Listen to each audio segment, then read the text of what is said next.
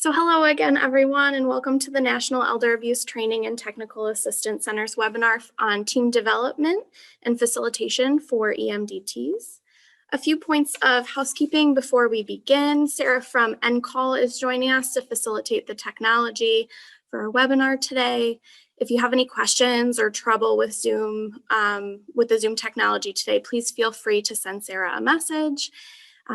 After our webinar today, you can expect an evaluation and the webinar materials to be sent in follow-up from NCall. Please help us out by completing that survey when you receive it. It'll really help us be able to know what is helpful, how we did today, and change our response from there so that it's the most helpful to you all going forward. So I'm going to go ahead and stop my video just for the presentation, and then I'll bring my video back on when we get to the question and answer section a little bit later.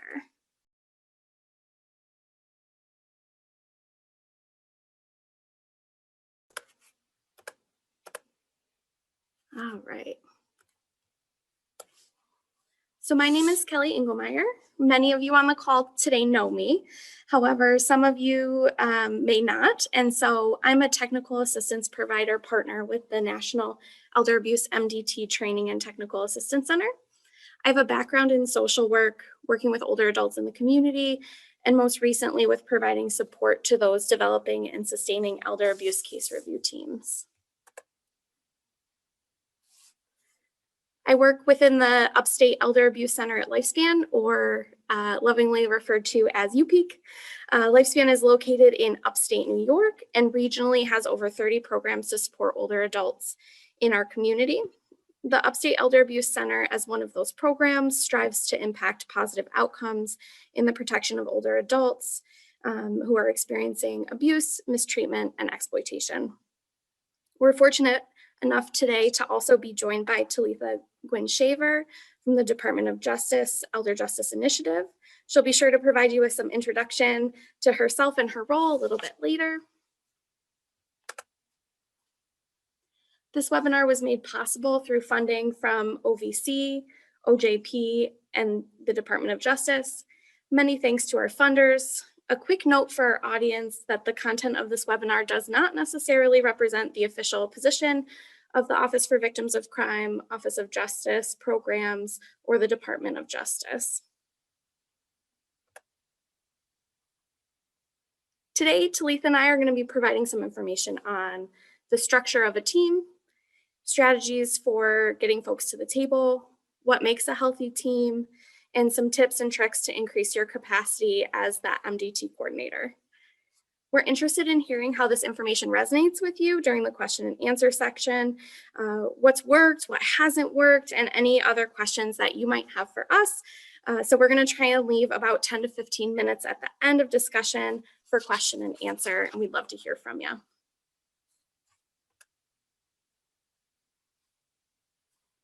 So we're hoping that this webinar will be useful to both seasoned and newer coordinators alike. Given that, I'm going to spend a few minutes setting the stage with some information about the E-MDT and the E-MDT coordinator. The E-MDT is made up of a group of professionals who have a mutual interest in and role in investigating, intervening, and mitigating elder abuse, mistreatment, and exploitation in their community. The enhancement of the E-MDT is that there are often certain accesses to specialty services or consultants that can help provide additional services that support the E-MDT's work. So that's what we mean when we say enhanced multidisciplinary team. An example of this is a forensic accountant to assist in cases of financial exploitation. So who's on the E-MDT? Typically, you'll find a group of core members represented on the E-MDT. Some examples of those core members, your core group of folks participating in your team, are on the slide before you. Of course, each team has a community that's unique and is going to have a unique makeup of professionals who have a role in responding to the cases of elder mistreatment. It's important to consider each member's role in responding to the cases of elder abuse, as they are onboarded to the team. You'll see additional team members that we often find on teams in front of you. Another consideration in adding those additional team members is to be careful not to be unnecessarily duplicative in your representation on your team. One way to say this is to avoid too many cooks in the kitchen doing the same task.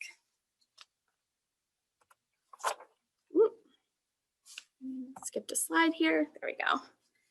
So E-MDT coordinators are the folks who are charged with leading and facilitating the team, and they can end up wearing a lot of hats. I know many E-MDT coordinators in my work who do an excellent job of making all the roles that this position takes on look really seamless. However, there can really be a lot of careful balancing that goes behind the scenes to make sure that your team is supported and functioning to better serve older adults experiencing abuse, mistreatment, and exploitation. I know many folks on the call are not unfamiliar with this.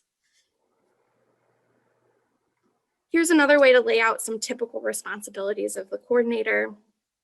I've included this slide today with a lot of information on it, not to overwhelm, but to say, yes, this demonstrates the value of a designated coordinator. Someone who is designated to coordinate all these tasks before you can make a big difference in the success of your team. Throughout this webinar, we're really hoping to provide you with some ideas on how to manage some of the different roles and responsibilities that relate to developing and facilitating your team. I just want to say, with this as a broad topic, there is always more room to get into details.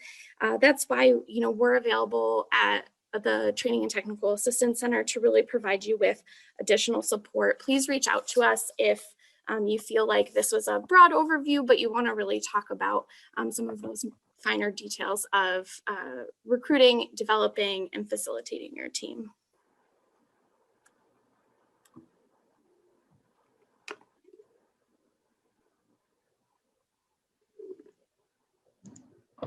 So what I would expect someone to say at this point when they're working on getting their team together is, before I can really facilitate a team, I need to have a team together. And it's common for a new coordinator to wonder, where do I start? Especially if you're new to the community that you're trying to build your team within to respond to cases of elder abuse.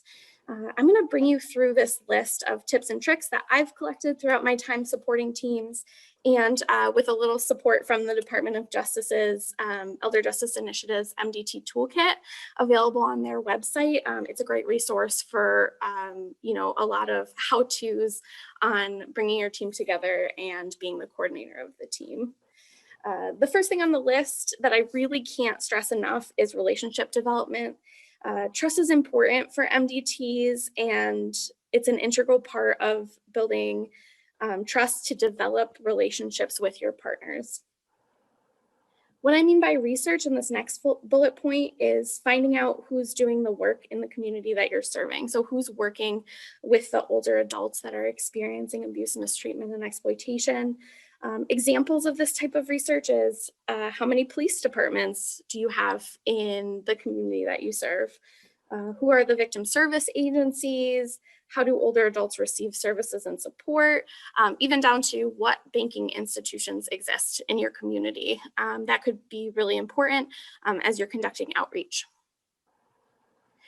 So speaking of outreach, stakeholder and recruitment meetings can also be so important to getting your team off the ground.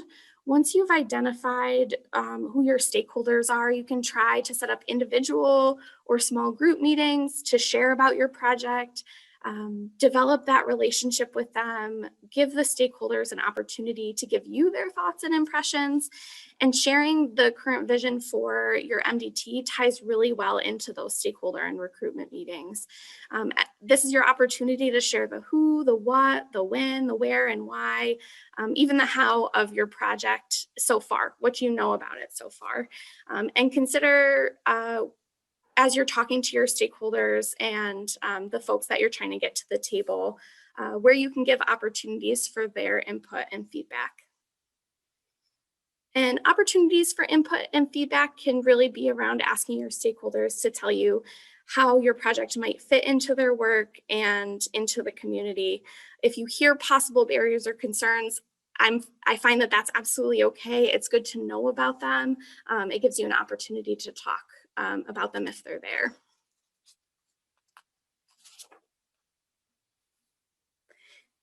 In hearing about those concerns and barriers, you may be starting to be able to identify gaps or needs within the community's response to elder abuse. You may also start to be able to think about ways that your project can help support that response. And so that's all about information collecting about what's going to really help your team become strengthened.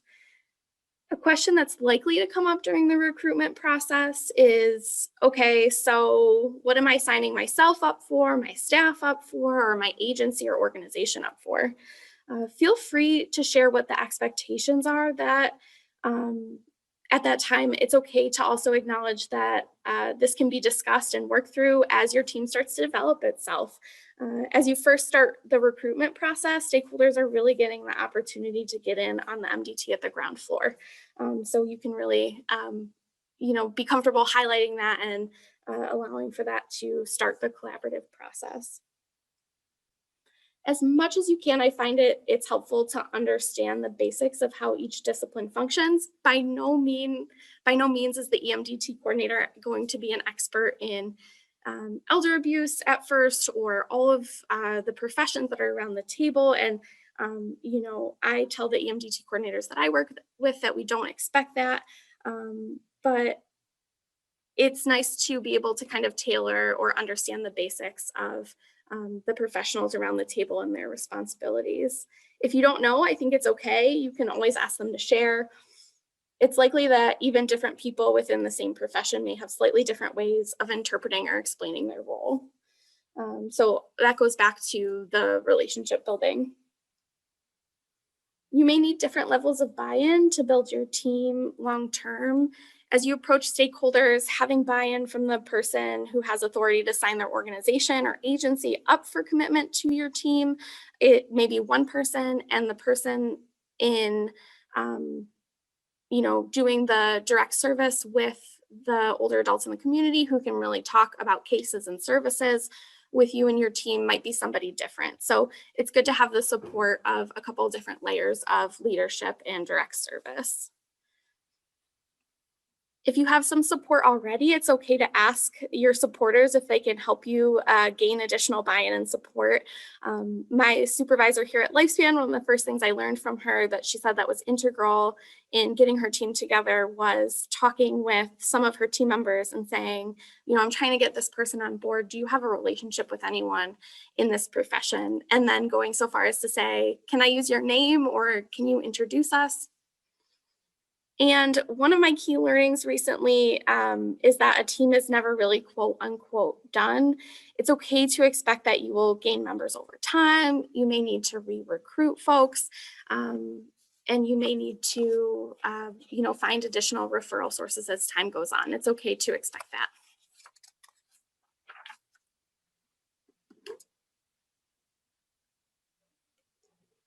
So as your process moves from recruiting your team to developing, it helps to consider the stages of team development.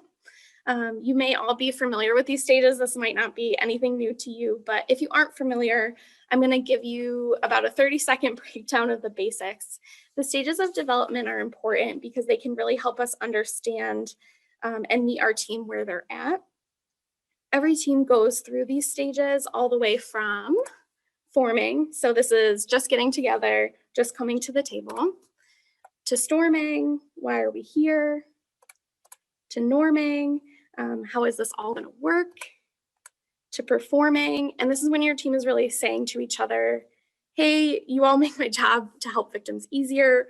We have each other's back. We know how this process works, and we carry out our different roles. Many people think that the stages of development are linear, that we go from one all the way through the line to performing, and then we win. But really,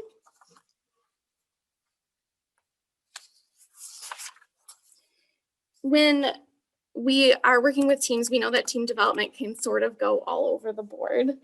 So it can look a little bit more like what you just saw. The pieces are moving back and forth. A team can go all the way from performing, something changes, it goes back to storming. We also may, without realizing it, make a connection between that last stage of performing and that equals good. And then we might start to think that performing, storming, and norming equals bad. So this can cause frustration for team members if there's tension on the team and they are expecting a linear process, thinking that the storming stage, for example, is a negative place to be, and that if they have moved past it and are returning there, that's not a good thing. But really, the time a team spends in those stages where they're forming, they're figuring out how to work together, they're deciding who can do what, are what really help to strengthen the team for the long run.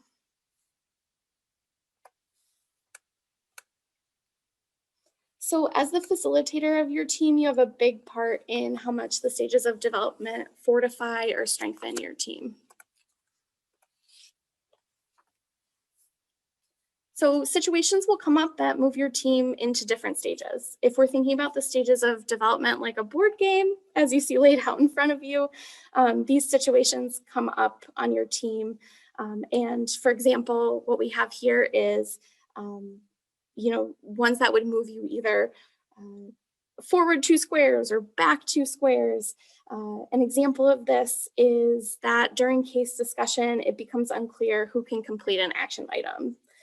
If you're a coordinator of a team already, you know that that's something like relatively routine, relatively common, but your team may temporarily go back into the storming stage as they figure out who can really do that recommendation and bring that recommendation back to a victim for support.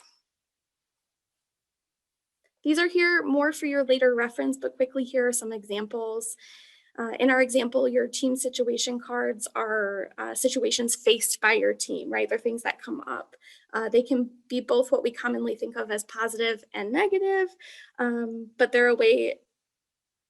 the way that the team responds to these situations can really determine how helpful the situation can be to the overall functioning of the team.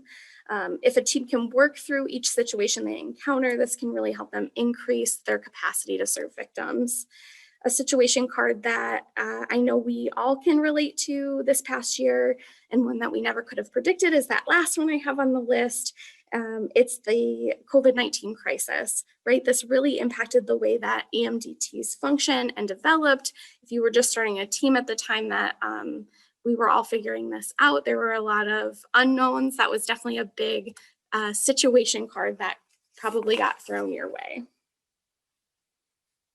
So practice facilitators will know that in your role, you have facilitation techniques that you can use to help support your team as they move through the stages. As time goes on, it's possible to build your deck or build your toolbox. Different cards that you have to play in your facilitation card deck will work well with some teams and not so well with others.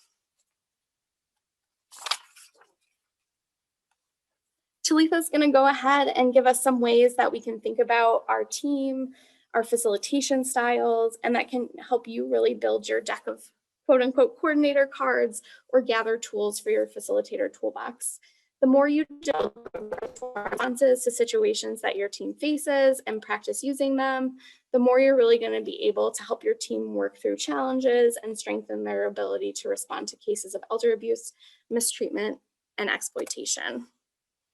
Really quickly before I hand the floor over to Talitha, I wanted to acknowledge that another common question that comes up is, how do I know that my team is performing? How do I know they're healthy, strong?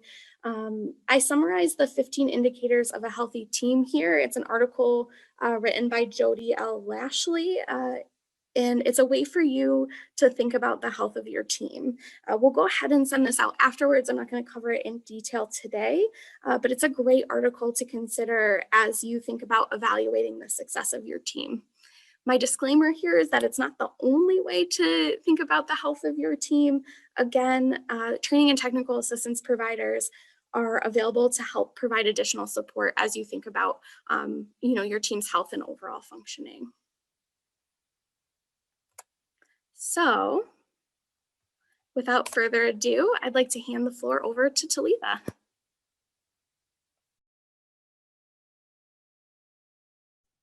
All Okay, well, thank you for that's a really great introduction to this work.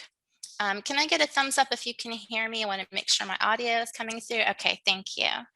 My name is Talitha Guinn-Shaver, and I am currently working with the Elder Justice Initiative at the U.S. Department of Justice. Prior to this role, providing technical assistance nationally, I did the work that you were doing. So in San Francisco many moons ago, I was a coordinator for the San Francisco Elder Abuse Forensic Center, and it was one of the first of this model in the country. And so I was right there with you and grappling with how do we form this team? What are we here for? What are we going to be doing? What are our goals? What forms are we going to use? Who's coming to the table? And so I really lean into the experience of having gone through this as a coordinator and then becoming the director of the center to see the full spectrum of what it takes to run one of these teams. One of the important things that I think you have to start with is thinking about MDTs as having meetings, not that MDTs are meetings. And so if you don't mind taking to your chat for just a second and helping me finish this statement, case review meetings are to an MDT as blank is to a family. Any thoughts there on what that correlation might be? Let's see if I can share my screen and see the chat. Here we go. Technical details. Okay, I'm seeing some good thoughts coming in. One of the things that people commonly say is case review MDTs are sort of like the family dinner of families, right? So this might be where everybody is gathering and you're sharing information, but it's not in totality what your family is. This is a point where you might be getting some good information shared around with your family and doing some good work, but it's not who you are in total. And what we know about strong teams is that they build trust and set manageable expectations. And so for your role as a coordinator, as Kellie was showing you all of the multiple roles and responsibilities that you have, it's much more than facilitating the team meetings. I will give you some facilitation tips and we'll talk about that. But in order for you to do your job well, you're going to have to understand some of these components of building a strong team. So we know that strong teams have strong, clear, and agreed upon collaboration documents. So you've hashed through your MOUs, you know why you're all there, you know what your confidentiality agreements are, you understand how you are appropriately going to share information. You develop a meeting structure so that everybody knows what to expect when they're coming to that room for the meeting. They know how the information is going to flow. They understand your intake criteria for what types of cases you're going to be hearing. And there's an expectation set for respectful and orderly communication and behavior. And so it can go much deeper than just, all right, we have our founding documents and we've all agreed to be here today. How have we agreed to be here? And this will help you head off a lot of complications that could come up down the road. And there are many entries for complications because you're going to be dealing with many different individuals with their individual personalities. You're going to be dealing with lots of different agencies or organizations, and they will have their own culture, and they'll have their own roles, they will have their own limitations to what they can and can't do.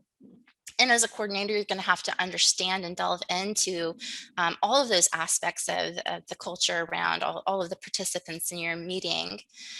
You'll also need to make sure that in every aspect of your team, everybody knows that their voice is being heard. So whether you're at the table discussing a case and going into case review and making sure that everybody's getting a chance to share their expertise and to feel valued and heard, this is going to be true in all of the other aspects, whether it is creating those documents, creating those guidelines, that you don't necessarily, it doesn't have to be a democratic process, but it needs to be a participatory practice where everybody is allowed and called in to to participate in the development of these materials and to developing what your team is, what your team culture is, what your communication expectations are, etc.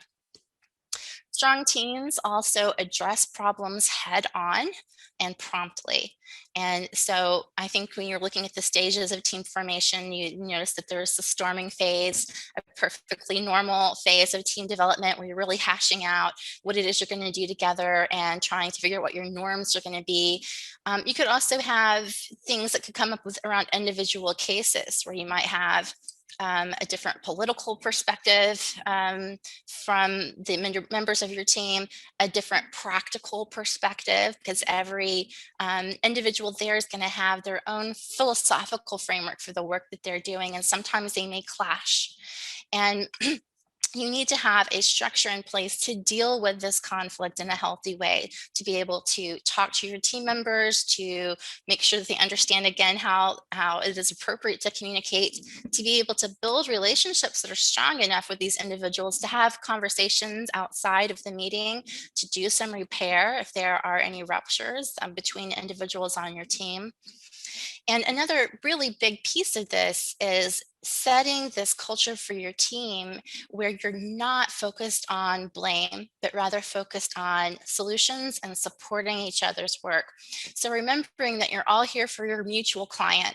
As an MDT, you should all have the same goal, same goals, even though you'll have different perspectives and different roles with your partners. Your overall goal should be about creating safety and security and finding resolutions for these abuse victims and ensuring that abuse doesn't happen again, and whatever other goals that your team has identified together, so that you can really focus on finding what those solutions are and how you can help one another reach those goals together.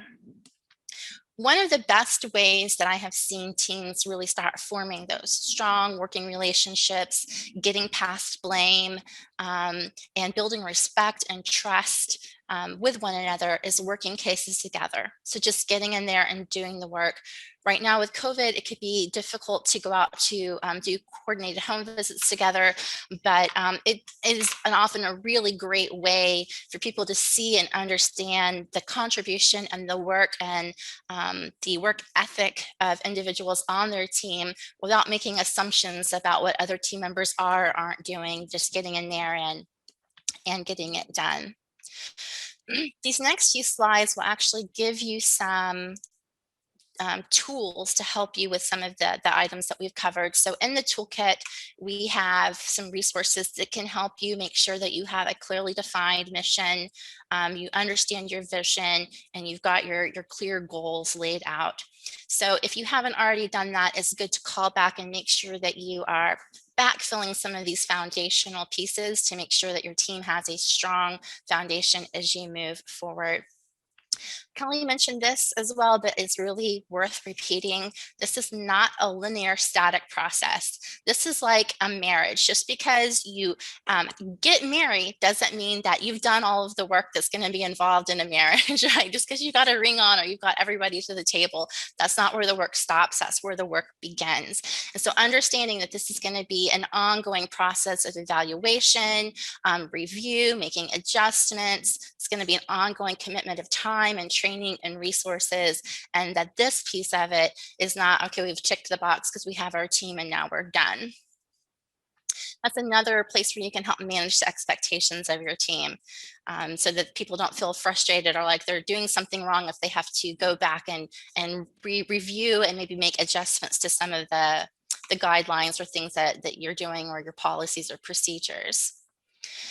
Strong teams also have those clear organizational rules. And so here are some places where you can go. You can click on these links and you can look at your state laws and statutes to make sure that everybody understands what they are and agree upon the interpretation of your state laws and statutes. So this is going to be key, especially if you're working through confidentiality issues, or if you think you all know what your confidentiality agreements are and you have a problem and you have to figure out how you're going to work through this confidentiality issue. This is the place to begin.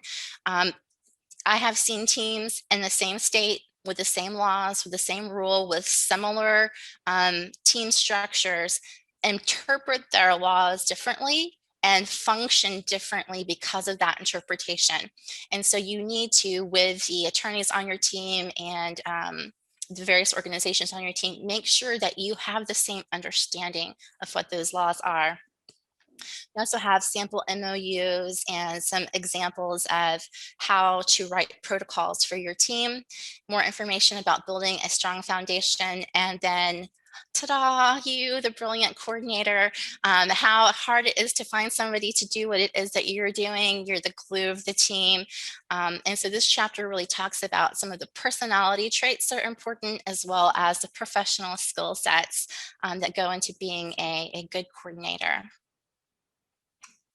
The team coordinator is an essential role. So the job as the coordinator or facilitator of your team is to support everyone to do their best thinking. So you need to encourage full participation, promote mutual understanding, cultivate a sense of shared responsibility, enable group members to feel like they can contribute. So developing that psychological safety so that they feel that they can come forward with solutions, that it's okay if they make mistakes, that these are things that you can work through together as a team, and you can help your team build sustainable agreements or solutions.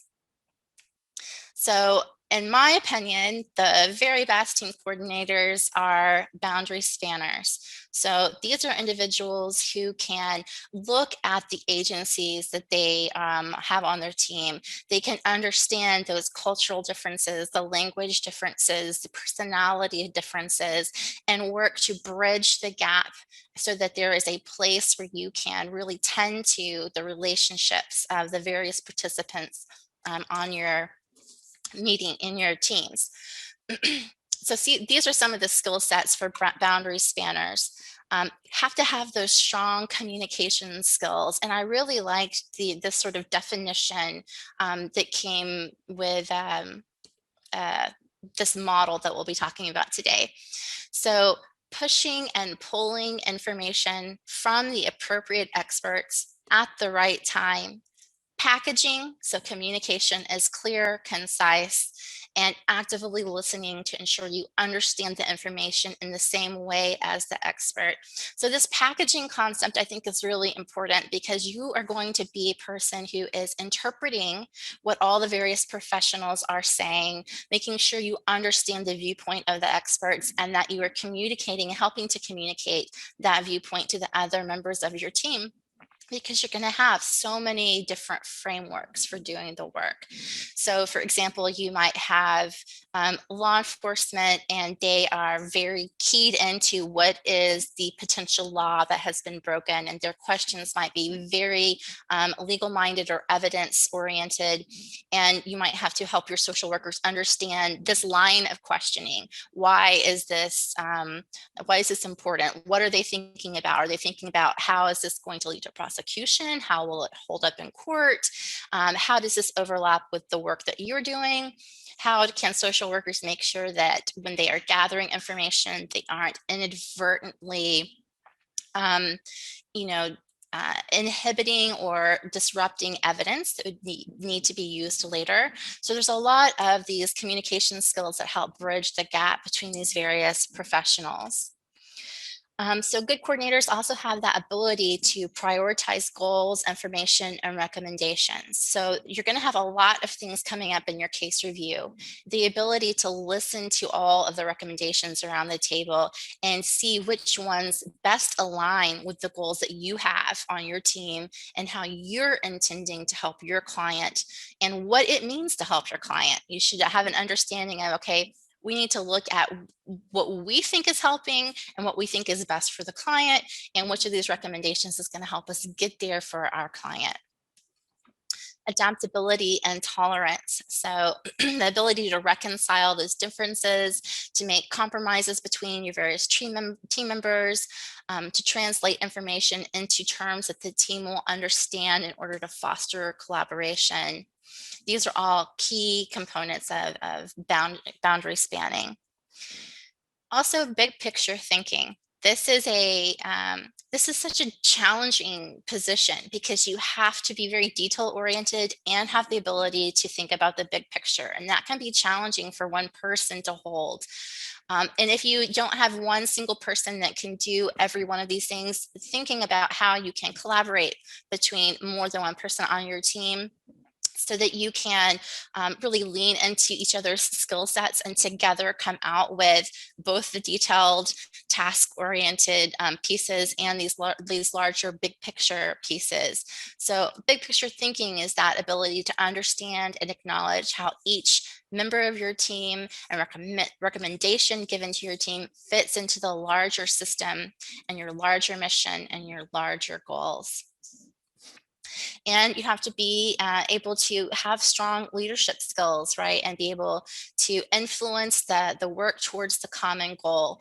And this can be a challenge because you can have a case review where you have people who are really throwing out great ideas, interesting contributions, but you have to see what's really going to stick with this client.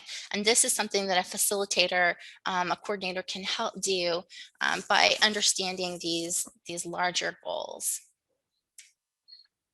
So when you're actually in the meeting yourself, I thought it would be useful to take a look at what it is that you're actually physically going to be doing there.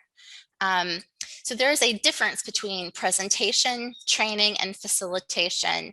And these are differences in focus, deliverable approach, and the percentage of telling versus listening. Hold on just one second. This went the wrong way. Okay. So if you're doing a presentation like today, the focus is on content. My deliverable is sharing information and hopefully a little inspiration. And the approach is to present or tell. This is mostly telling and a little bit of listening. So we'll be doing Q&A and engaging in chat a little bit, but it's mostly an information dump. I'm going to give you the stuff for you to go back and think about.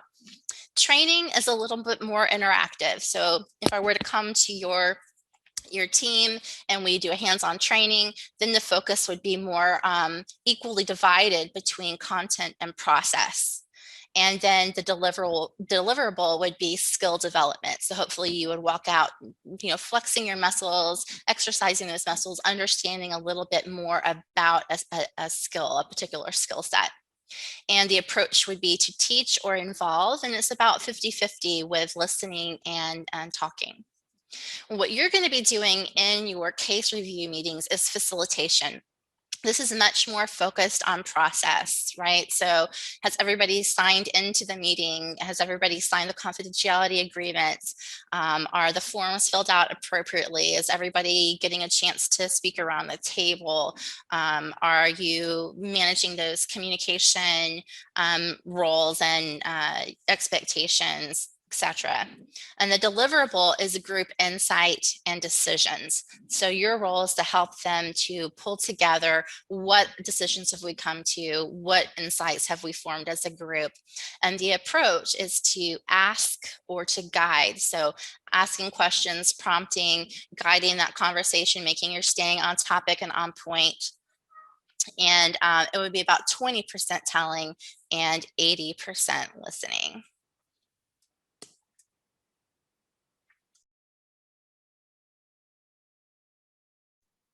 I wanted to give you this model to look at so that you can have a map of what it looks like when you have actually landed on a pretty good solution. You don't have to use this model. This is just one that I like. And we don't even have to go too deep into all the definitions here. I want to just give you a sense of how things emerge and move through a process. So in the beginning of your case review, you usually have a problem that's presented.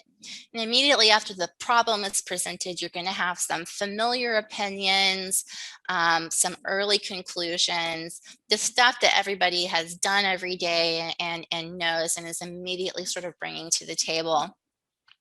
And then you can sort of start to see some diverse perspectives emerge. So maybe some new ideas being thrown out to the team, something to consider, to grapple with, and you enter sort of this groan zone, which is the emergent stage, where you really have to hash through the ideas that are being put on the table and seeing what would really work out best. This could be, you know, politely arguing points and really trying to get to the heart of a good solution. Then you can see sort of a movement towards consolidated thinking. So here are all the ideas. We understand the problem. We understand what the typical response would be. We have heard these sort of suggestions for a new idea, a new remedy. We're going to pull all of that information together, consolidate that thinking, start refining the information that we've been given, and then a solution will emerge, or a plan might emerge, a case plan might emerge from that. So if you are in the meeting and you feel like you've gotten to a place where there's a lot of argument about what should be done next, you're not necessarily in a bad place. I think, especially for those of us that come from more of a social work perspective, it can not feel good if you get to this point where the professionals at the table are arguing their points. That's not really the framework that we like to use. But I don't want you to see it as something's wrong here, we're doing something wrong, because if you are looking for a good solution, that is really sort of the middle piece of it. And your role as the facilitator is to guide that conversation towards refinement, to make sure that you're hearing not just those familiar solutions, but the full all of the full conversation and all of the suggestions that have been thrown out for your team. I want to talk a little bit about team roles, because to me, this kind of plays into what your style of facilitation might be, but it also helps you better manage the individuals on your team. So there is a really nice little handout from Stanford University, and this is the full link to it, so you can look at all of the roles. But there are three main types of roles. There are task roles, so those individuals that help move projects along, make decisions, take on tasks. Maintenance roles, those are your individuals who help preserve relationships in the group. So if you've got somebody that's coming to the meeting and they're chit-chatting, and you have to get them to stop chit-chatting during the meeting, and then after the meeting they're chit-chatting, those people have a lot of value. They're actually performing a valuable maintenance role. So you have to think about what they can contribute and make sure that it's being framed in a positive way. But you need those people who are good at forming relationships with lots of other people on the team. And then there are the famous hindering roles. So individuals who are acting in a way that is contrary to moving the group process along in a positive way. I think a lot of facilitators and coordinators have a fear of these hindering roles. I can say that it is rare that you will bump up against one of these hindering roles. It's not going to happen all of the time, but it's good to have some skills about how to deal with them if and when they do come up. But let's talk first a little bit about task roles and maintenance roles. So task roles, initiating information and opinion seeking, clarifying, summarizing, compromising, standard setting. Your maintenance roles might be encouraging, harmonizing, expressing group feelings, being a good gatekeeper. And so I want you to spend a little bit of time thinking about what it is that you would naturally gravitate to. So some of my natural skill sets are standard setting and harmonizing, encouraging. I'm a really good cheerleader for a team. And when you can recognize where you might fall into a role naturally can help inform you and make sure that you're staying true to the things that would come naturally to you. You can really lean into them as a leader and as a facilitator. So understanding where you are is important, but also understanding the roles that your team members could take on. You can't be all things to the team. Your role is to coordinate the team. And so anybody can take on positive or negative roles, but if you can get to know the individuals on your team, then you can help identify where their strengths might lay and guide them towards expressing themselves in one of these more positive ways. So now let's talk about the hindering roles. So you might have people who are dominating, withdrawing, degrading, uncooperative, who are having sidebar conversations, etc. This is another reason why I say it's so important to set expectations around communication. So if you haven't done that, really think about that with your team. What are your rules for engagement? How do you expect people to behave in your meetings and in your group more largely, even behind the scenes? So a dominating behavior is somebody who's asserting their authority or superiority in order to manipulate the group or certain members of the group. And they could also use flattery or be patronizing, but they're going to be talking over people and not letting the conversation flow in a positive way. They're making it about them and their own perspective. So there are several ways that you can deal with something like this. To me, this is a team role that's not acceptable. Any team that I'm on, if I see somebody falling into a dominating role, I would want to shut that down right away. And one of the things you might want to think about is why people are falling into some of these negative roles, right? So it could be something really negative, or it could be something that's well-intentioned, but that's coming out all wrong. And so having a conversation with people who you feel like are dominating the conversation, they might feel that if they are well-intentioned, they might feel that the team isn't getting to good solutions. They're trying to control the situation because they're wanting to make sure that the team is getting to the right place. They might be really just used to having a lot of authority, and they need to practice stepping back and listening and not pushing their perspective so much. But there are ways that you can sort of shut this down in the meeting itself. So you could say, if this is Aaron who's asking this way, you could say, thanks for all those ideas, Aaron. I want to make sure everybody has a chance to contribute right now. Let's shift here and hear from the rest of the people in the group.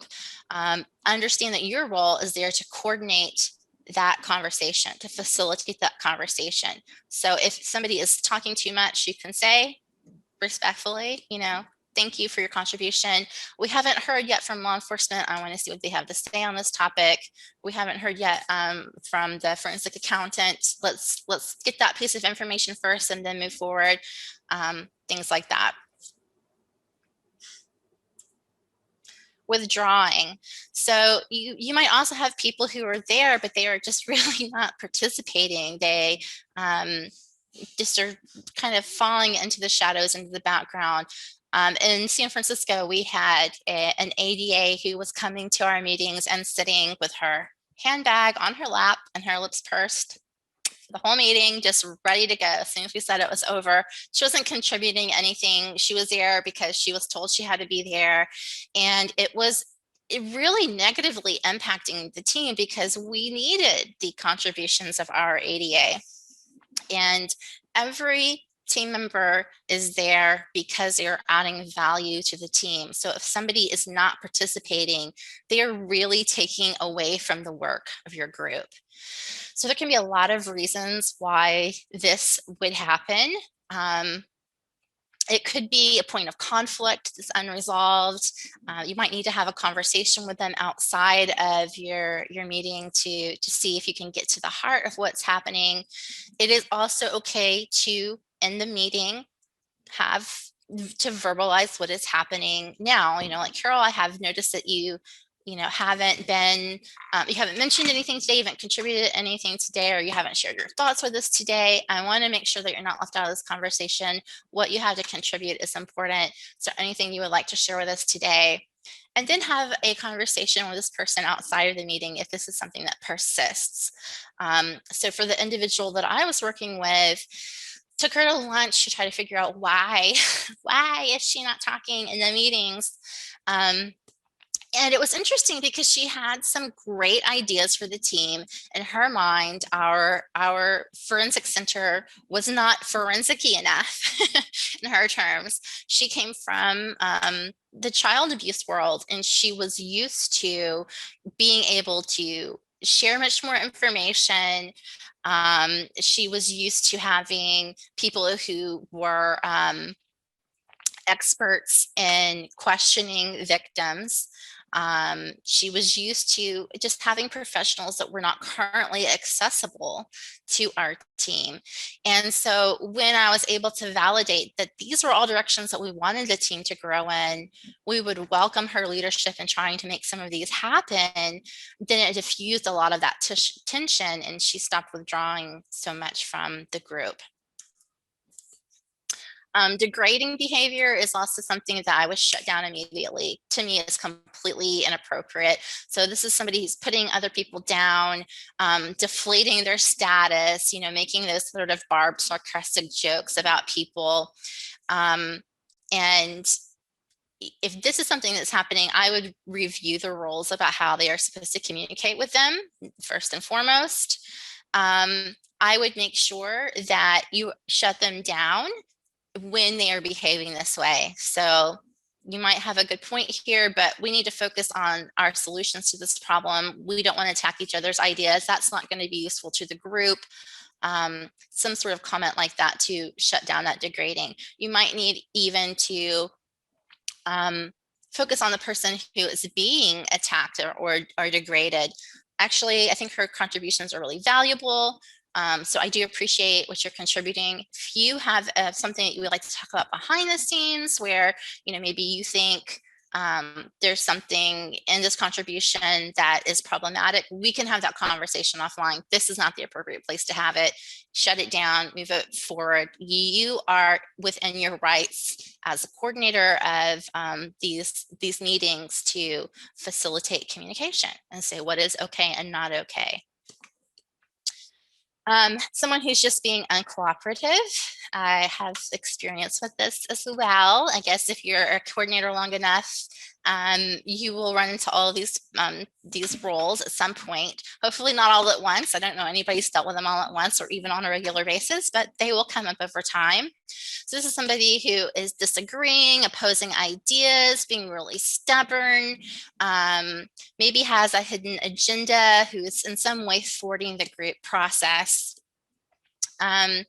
So you could try things like, it seems like we might be forgetting the ground rules here. We should take a few minutes to revisit them now. This is an interesting idea, but let's just move on and maybe see if this fits in with the conclusions that we draw later on down the road, and having conversations with them directly about why they are getting to a point of resistance. Most people, when they are uncooperative, they are hitting resistance of some kind. So one example of a person who I saw being really uncooperative, we had a law enforcement officer who got a new iPhone and just in our meeting for weeks, playing on his new iPhone, not listening, not contributing, not participating in any way. And we had to have a conversation about it. Again, you're a key player. We need your contributions. We need your engagement. Is there a reason why, you're using this time to get to play with your iPhone? I think I said a little nicer than that. Why are you focusing on this at this time? Is there something that we could do to help you refocus on the task at hand? It turned out with him, he had been assigned to our team as a punishment, which can happen sometimes. So he didn't want to be there. He was very resistant to being there. And I had to talk with his captain And we had to decide if he's going to stay here, then we're going to have to set expectations for his participation. And if he doesn't have to be here, let's try to find somebody who wants to be here so they aren't bumping into this resistance when it comes to cooperation. Sidebar conversations, I think sometimes these can be negative and sometimes they're not so bad. It can be perfectly reasonable sometimes for two professionals to have a little huddle. If it's persistent and there's always these sidebar conversations going on, refocusing the team is a useful thing to do. You could say, you know, I'm having a little trouble hearing everything else that's happening over here. Do you mind if we you know, listen to this conversation that's happening, and then we can see if there's something you would like to share, or is there, you know, I can't really hear what you're saying. Did you have something you wanted to share right now, or do you want to hold it till later? But just some way to acknowledge that, yeah, I see that you're talking, but this is not actually helping the whole group to come together. So you can either tell us this really important thing that you feel like you need to talk about right now, or let's hold it until the end and talk about it together. You don't want people to lose interest in the topic. So I want to try to stay on time because I can just talk about all this stuff for too long. But here are just some takeaway tips for meeting facilitation that you might find helpful. So make sure you've got that meeting structure. Be mindful of everybody's time and organizational limitations. Keep in mind those cultural differences between professions. Help facilitate that communication both in the meeting and outside of the meeting. Spreading the kudos. I think one of the last things that Kellie talked about was congratulations or celebrations. This can be really hard work, and it can wear on you, can grind on you. You're constantly problem solving. You're moving from one crisis to another. Sometimes you don't get the outcomes that you would like at all. So when you have a win, really share the win and acknowledge that every single person who's showing up at that meeting and hashing out these cases together, they are participating in creating this win, that you need all of them together to make it. You're doing better work together than you would just on your own. Again, having those clear goals and shared vision, cultivating respectful communication, having ongoing training and refinement of procedures. So you might have participants that rotate in and out.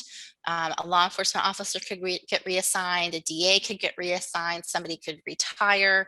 You're going to bring new people in. You need to make sure that they are onboarded and brought up to speed with what it is that you are doing so they can participate fully. Providing opportunities for team members to get to know each other is a great way to build trust and to strengthen the relationships between people on the team. The more you understand one another, see each other, the more respect you usually have for one another. And that will just prove positive when you're working cases together. And recognize those roles that we talked about today and see if you can lead people towards more positive expressions on your team. Here's some resources that you might find useful. There's our guide and toolkit. There's some team building exercises for MDTs that I think are particularly good.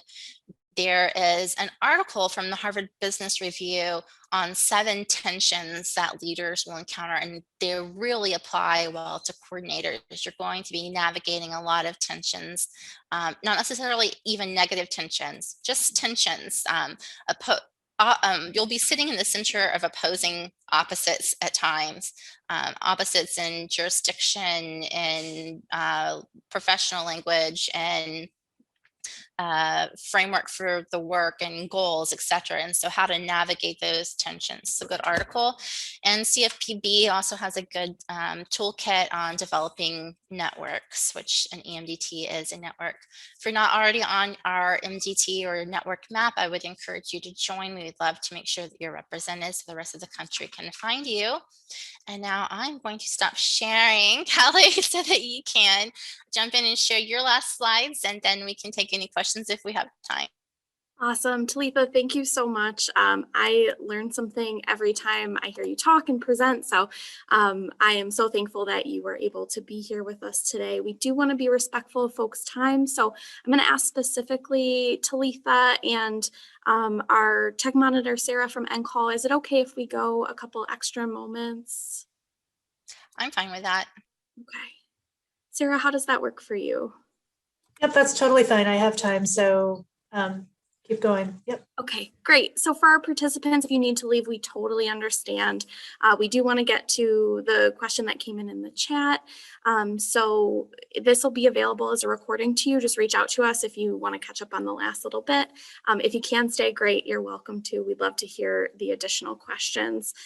So I'm going to go ahead and just share my screen really quickly. I just have 2 quick slides.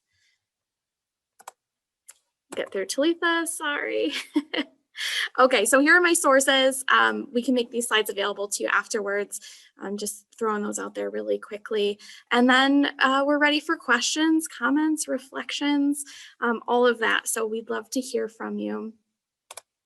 I did have one question that came in the chat, and it was surrounding handling a virtual environment. So managing several case presentations when you're having your case presenters come in kind of in shifts as an approach to kind of protect and maintain confidentiality.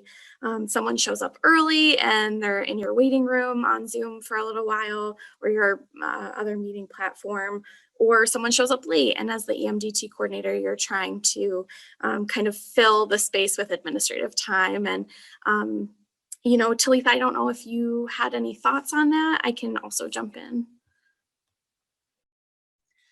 Well, welcome your thoughts on it. These can be really challenging things when you're dealing with virtual environments. There's several things that you can do. One is to be really clear with your team that you're going to have people joining in shifts, that there might be pauses in communication. So again, setting those expectations for what might happen.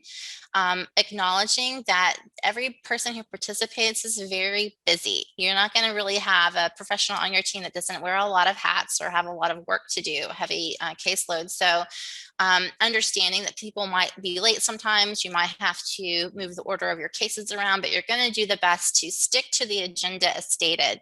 So making sure that you've got that clear agenda when you start out and you know when people are supposed to come in. Some meeting platforms have the ability to put an image or a graphic in your waiting room. And so you could have some sort of explanation there, or your agenda with times that people will be brought in, so that if they get to the room, the waiting room early, they'll know when they'll be called in. Those are things that I can think of really about setting expectations. I don't know if you have other thoughts, Kellie. Yeah, no, Talitha, I think you pretty much covered, you know, all my thoughts on it as well. Just acknowledging that that is a dance that a coordinator plays. In person, it's a little bit easier because I think people can see that the case discussion is still happening, and we're used to those social cues. So I love the idea. One last tip there that I want to throw in is that when you're hosting a virtual meeting, you don't have to be all things to everyone. So it'd be really great to have somebody help you with the tech component while you're facilitating the conversation. So somebody that knows when they are supposed to let somebody else in and can help with that piece, or can see what's coming up in chat, or can get the text messages from the professionals that are going to be late and communicate that to you so you can focus on the cases. Yeah, absolutely. And I love that visual cue of, you know, something in the waiting room too. There's, you know, sometimes I think that you know, transition might just be difficult. And it sounds like, you know, the person who asked the question is doing a lot to mitigate it already. So yeah, absolutely. Was that helpful? Awesome. Thank you, guys. Yes, that was very helpful. I was able to message the person in the waiting room, just letting them know, hey, we're running late and stuff like that. And then the only thing I don't have the capability of changing how the waiting room looks because of I don't have those administrative capabilities on my end, but I could message them. So that was good. Thanks. Setting the expectation too from the very beginning, big one. Thank you. Yeah, absolutely. Any other questions? I know our group has kind of dwindled down. I apologize.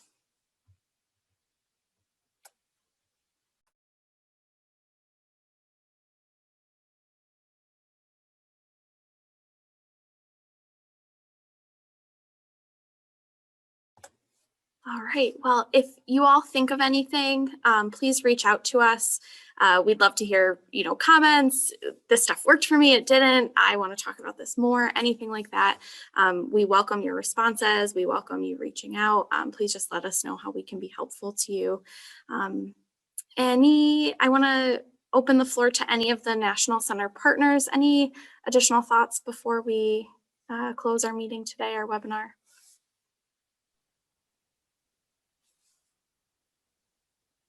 All right, I see Grace said no. Kylan, I see you came off mute. Anything you wanted to add?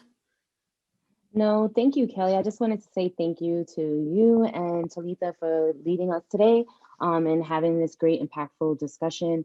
So thank you guys for that. Awesome. Thanks, Kylan. Thank you to Talitha from me as well.